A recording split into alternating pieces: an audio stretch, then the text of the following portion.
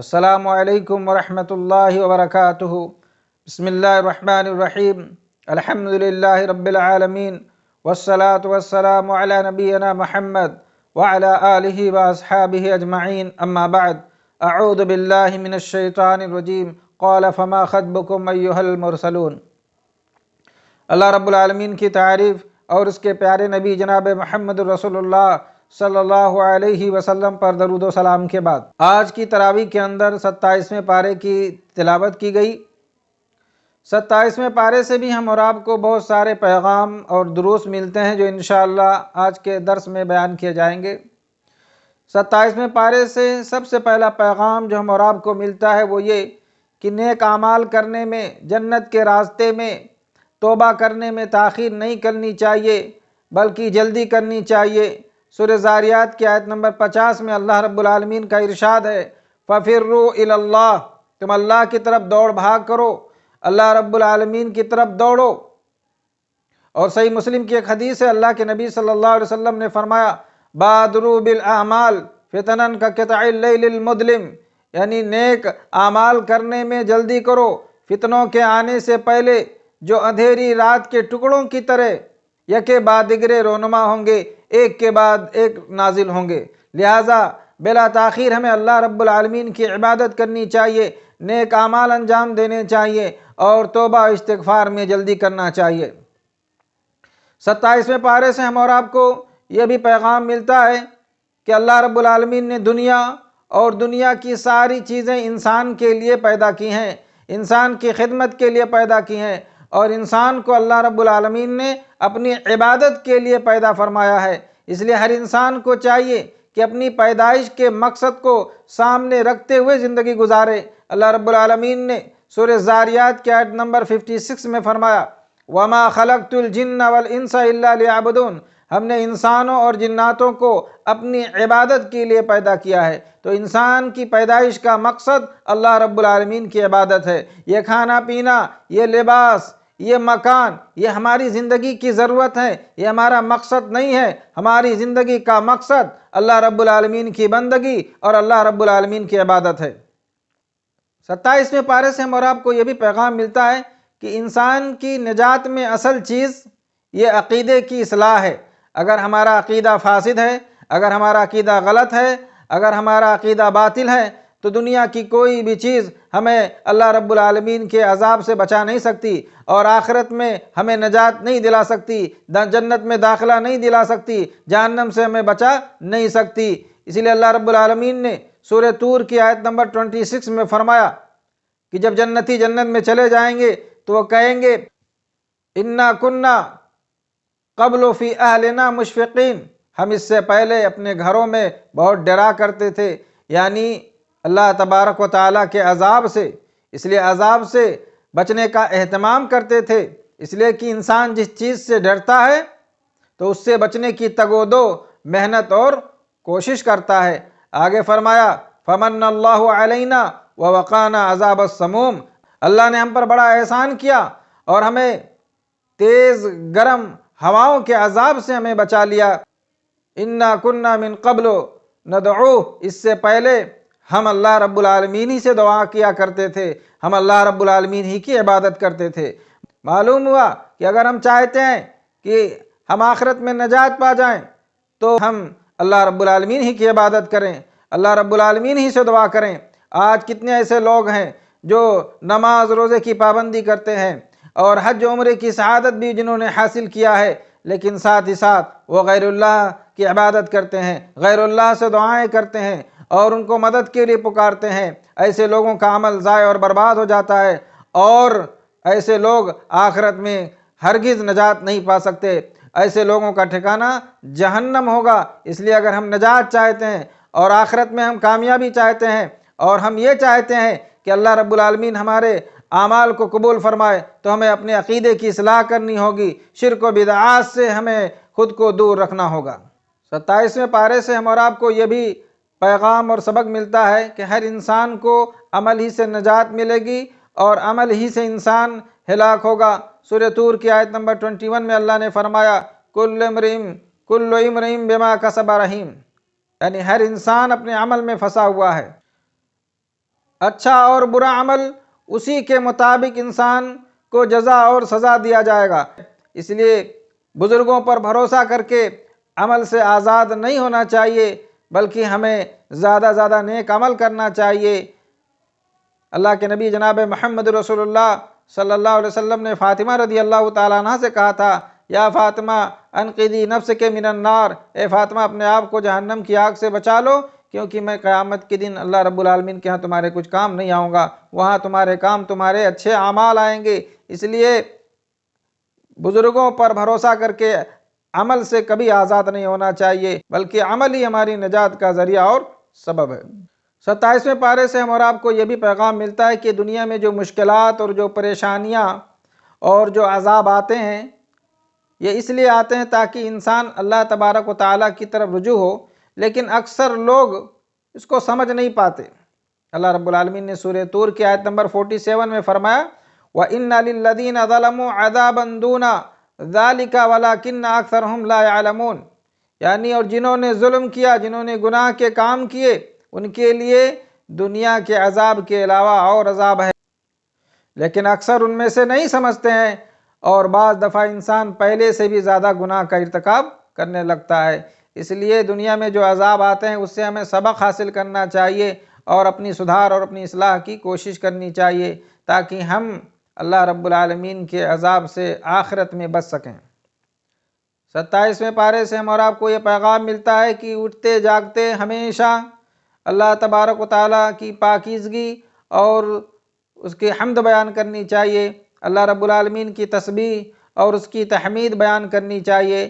سورہ طور کی آیت نمبر 48 میں اللہ نے فرمایا، وَسَبِّحْ بِحَمْدِ رَبِّكَ حِينَ تَقُومُ، یعنی جب تم اٹھو تو اللہ رب العالمین کی پاکی اور حمد بیان کیا کرو۔ مفسرین کہتے ہیں کہ یہاں پر مراد یہ ہے کہ جب تم سو کر بیدار ہو اور تو یہ دعا پڑھ لیا کرو، الحمدللہ الذی احیانا بعد ما اماتنا والیہ النشور۔ اسی طرح جب نماز میں کھڑے ہو تو تکبیر تحریمہ کے بعد یہ دعا پڑھو، سبحانک اللہم وبحمدک وتبارک اسمک وتعالی جدک ولا الہ غیرک۔ اور بعض نے کہا کہ یہاں پر اس سے مراد یہ ہے کہ جب تم کسی مجلس میں بیٹھے ہو اور جب مجلس سے اٹھو تو کفارِ مجلس کی دعا پڑھ لو، سبحانک اللہم وبحمدک اشہد ان لا الہ الا انت استغفرک واتوب الیہ۔ 27ویں پارے سے ہم اور آپ کو یہ پیغام ملتا ہے کہ فرض نمازوں کے ساتھ ساتھ تہجد کی نماز کی ہمیں پابندی کرنی چاہیے۔ سورہ طور کی آیت نمبر 49 میں اللہ رب العالمین نے فرمایا، وَمِنَ اللَّيْلِ فَسَبِّحْهُ، یعنی رات میں اللہ رب العالمین کی تسبیح پڑھو، یعنی قیام اللیل کرو، تہجد کی نماز پڑھو۔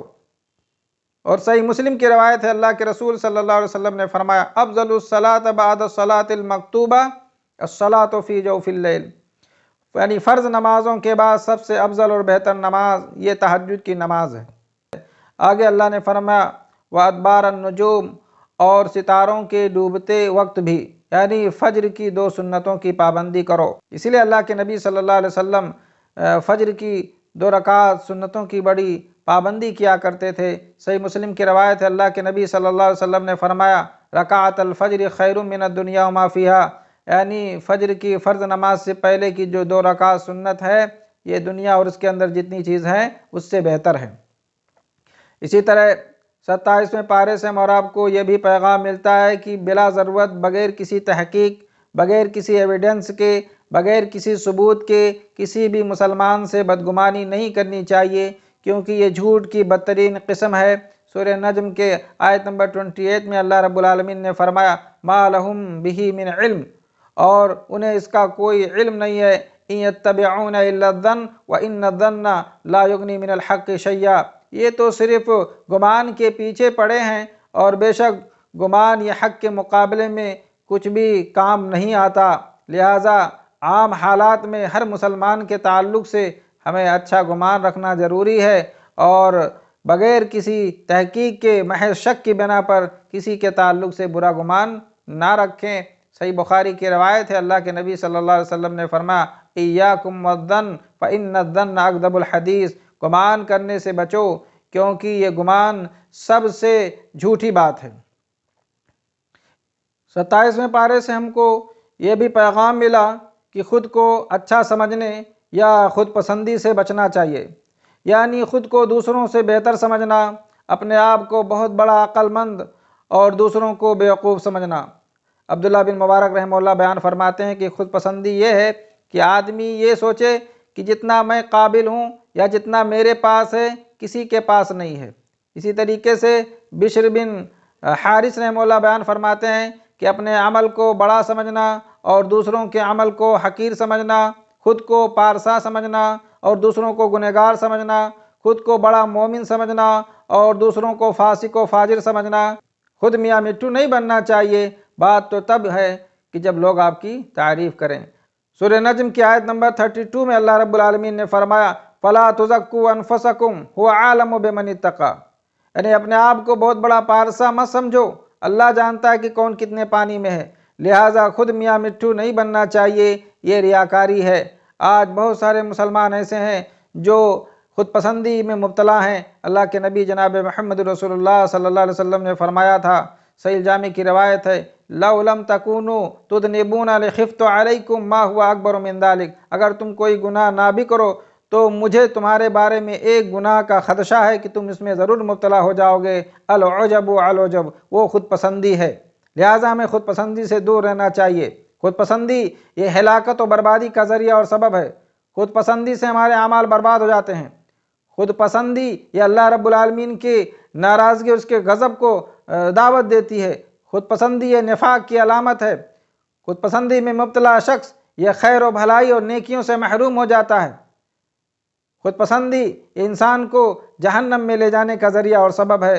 इसलिए खुद पसंदी से बचना चाहिए और अपने अंदर तवाज़ु और आजिज़ी पैदा करें। 27वें पारे से हमारा आपको यह भी पैगाम मिलता है कि गाफिल और बुरे लोगों की सोहबत और उनकी संगत से दूर रहना चाहिए। सूरह नज्म की आयत नंबर 29 में अल्लाह ने फरमाया, फ़अरिद अम्मन तवल्ला अन ज़िक्रिना वलम युरिद इल्लल हयातद दुनिया, कि ऐसे लोगों से एराज़ करो, ऐसे लोगों से मुँह मोड़ लो जो हमारे ज़िक्र से जो लोग गाफिल हैं। ऐसे लोगों से तुम मुँह मोड़ लो, ऐसे लोगों से एराज़ करो जो हमारे ज़िक्र से गाफिल हैं, जो नमाज रोज़ों की पाबंदी नहीं करते, जो कुरान की तिलावत नहीं करते, जो आखिरत और अल्लाह रब्बुल आलमीन की याद से जो गाफिल हैं। ऐसे लोगों से दूर रहो, क्योंकि कहा जाता है साहिब साहिब, साथी खींच कर लाने वाला होता है और अच्छी सोहबत का अच्छा नतीजा होता है और बुरी सोहबत का बुरा नतीजा होता है। इसलिए अच्छे लोगों के साथ रहें, अच्छे लोगों से दोस्ती करें और बुरे लोगों की सोहबत और संगत से इज्तनाब करना चाहिए। इसी तरीके से 27वें पारे से हम और आपको ये भी पैगाम मिला कि जब आदमी किसी दबाव में हो, दुश्मन का खौफ हो, जान और माल के नुकसान का अंदेशा और खौफ हो, आदमी ख़ुद को लाचार, बेबस, मजबूर और मगलूब समझे, तो ये दुआ पढ़ना चाहिए जो नूह अलैहिस्सलाम ने पढ़ी थी, जिसका ज़िक्र अल्लाह रब्बुल आलमीन ने सूरह कमर की आयत नंबर 10 में किया है, अन्नी मगलूबुन फंतसिर, यानी अल्लाह मैं मगलूब हूँ, मजबूर हूँ, बेबस हूँ, लाचार हूँ, तन्हा हूँ, या अल्लाह तू मेरी मदद फरमा। लिहाजा जब भी खुद को अकेला और तन्हा और किसी दबाव में हो तो ये दुआ पढ़ लें, अन्नी मगलूबुन फंतसिर, अल्लाह मैं मगलूब हूँ तो मेरी मदद फरमा। 27वें पारे से हमारा आपको ये भी पैगाम मिला कि ये दुनिया फ़ना होने वाली है और दुनिया और उसके अंदर जितनी चीज़ें हैं सब फ़ना के घाट उतरने वाली हैं। बाकी रहने वाली ज़ात सिर्फ़ अल्लाह रब्बुल आलमीन की ज़ात है। अल्लाह रब्बुल आलमीन ने सूरह रहमान की आयत नंबर 26 में फरमाया, कुल्लु मन अलैहा फ़ान, ये ज़मीन के ऊपर जो कुछ है ये सब फ़ना होने वाला है। बाकी रहने वाली चीज़ सिर्फ़ अल्लाह रब्बुल आलमीन की ज़ात है। इसलिए जो चीज़ बाकी रहने वाली है उसमें दिल लगाओ और जो चीज़ फ़ानी है, जो फ़ना होने वाली है, उसमें अपना दिल मत लगाओ। अल्लाह रब्बुल आलमीन की इबादत करो, अल्लाह की इताअत करो। ये ज़िंदगी चंद दिनों की है।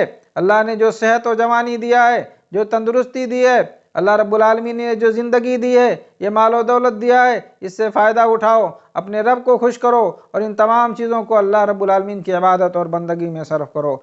तो ये 27वें पारे से कुछ पैगाम थे जो हमें मालूम हुए। दुआ है कि अल्लाह रब्बुल आलमीन हमें इन बातों पर अमल पैरा होने की तौफीक अता फरमाए। आमीन व आखिर दावाना अल्हम्दुलिल्लाहि रब्बिल आलमीन। वस्सलामु अलैकुम व रहमतुल्लाहि व बरकातुहू।